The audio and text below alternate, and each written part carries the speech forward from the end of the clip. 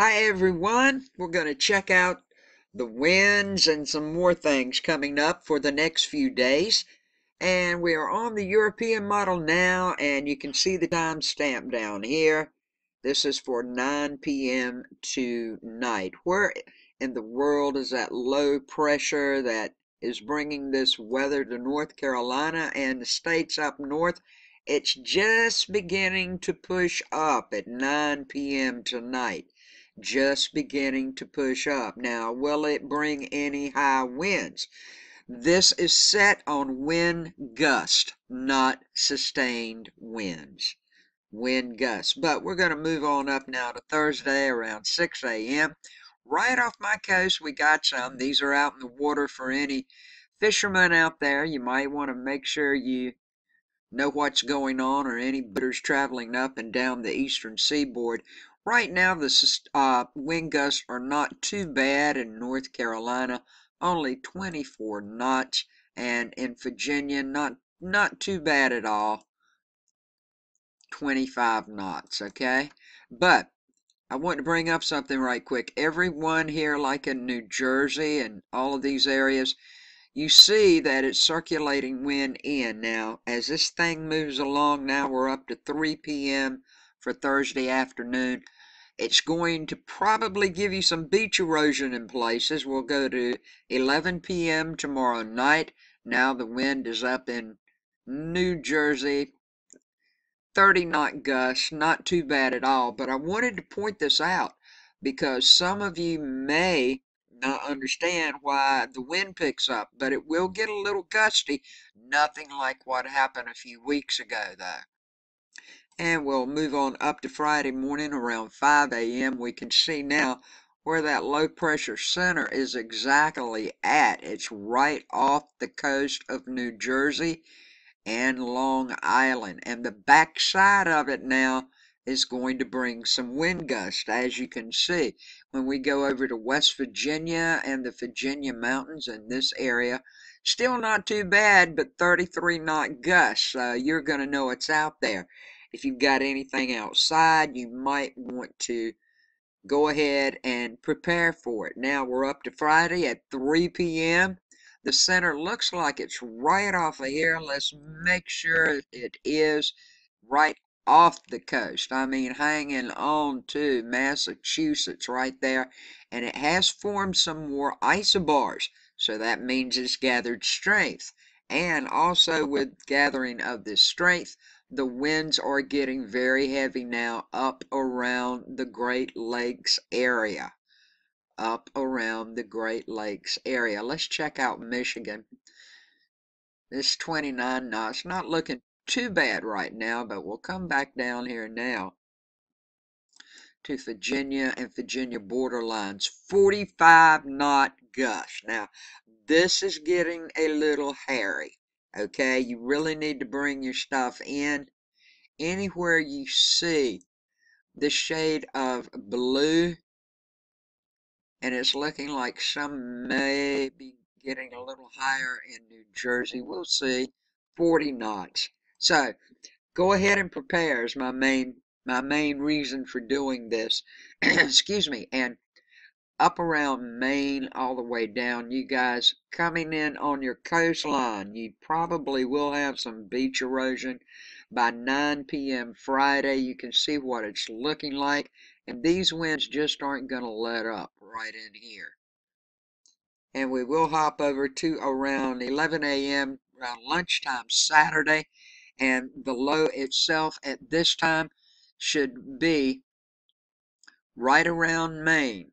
And you can see it's more tightly compact, and the wind gusts are there. Still, nothing like we've had for continuous high winds a couple of weeks ago, but the winds are going to pick up, and you need to be aware. Now, so far as severe thunderstorms themselves, we've got it set here, as you can see, for Thursday morning around 9 a.m. Nothing too severe. I think the first chance of any severe may hop up on Friday. We'll go ahead and see here. 8 p.m. Thursday, we see some storms beginning to move into Texas. These aren't severe. Let's go to Friday around 10 and 11 a.m. Some storms are there, but they're not severe. The makings there aren't ripe for any severe thunderstorms, but you will have the possibility of having some thunderstorm activity. By 7 p.m. that night, it gets a little more right in here, but still, I don't think the severe is going to pop up until Saturday. Here's Saturday at 1 a.m. Let's move it along to around 8 a.m. And this is 1 p.m. and it's mainly for the areas of Texas at this time. So we'll go to Sunday around 11 p.m. or Saturday rather, excuse me. This is Saturday at 11 p.m. and Sunday at 10 a.m. We can see these thunderstorms start to move across. Now, if any of them get too severe, I think Saturday will be a chance that some may, if they're going to be severe over in the Texas area. If they do, do not worry. I will keep on top of it and let you know what to expect. And so far as temperatures, here we go. This is courtesy of Tropical Tidbits. This is your air temperature Fahrenheit off of the GFS. Looking like we're going to have another surge of cooler air come down for some, not all. Everybody down around Florida. You're going to have chilly nights in the panhandle, but it should warm up during the daytime hours for you. You can see as it moves along, and your timestamp is up there. We're up to Monday now. We're moving along real quickly here. You can see this cold surge of air coming down from Canada now. This is for Tuesday, the 26th, next Tuesday. And it kind of spreads down into North Carolina.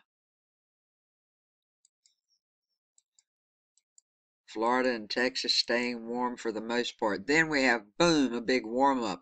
What's going to happen on the backside of this low pressure system that's forming now, that's going to move up the coast for the next couple of days? It's going to get cooler. Well, it'll stay like it is now, then it'll warm up, then it'll get cooler on the backside of it. That's what that is. And then after it finally gets out of the way, you see how it's going to warm right up. Now we're for next Friday. And it's looking like, for the most part, everybody has fairly nice temperatures. Only time will tell. We'll have to wait and see. But this is what the temperatures are looking like as of now.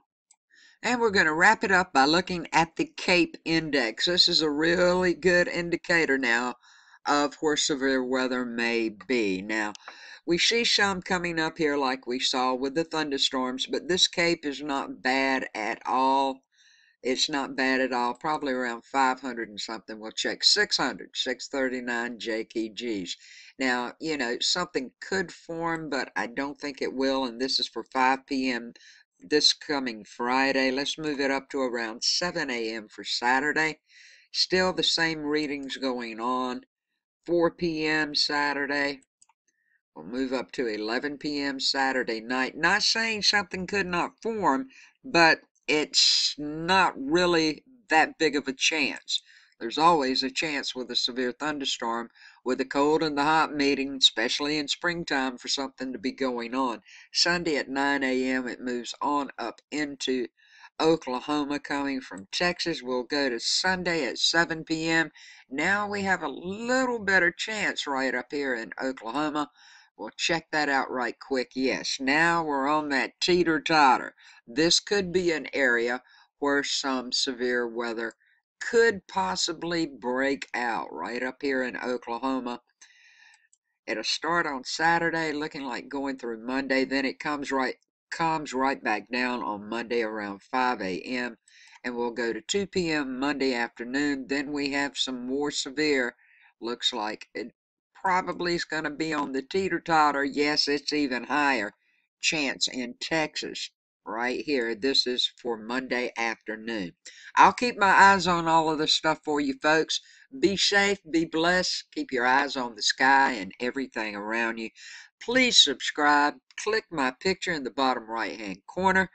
Click the bell, check off all or email notifications to make sure you get all the latest in weather news, forecasts, watches, warnings, and anything that may be coming up in the future for your area. I would appreciate it so very much. And don't forget to share information with your family and friends and on your social media. I appreciate it a lot.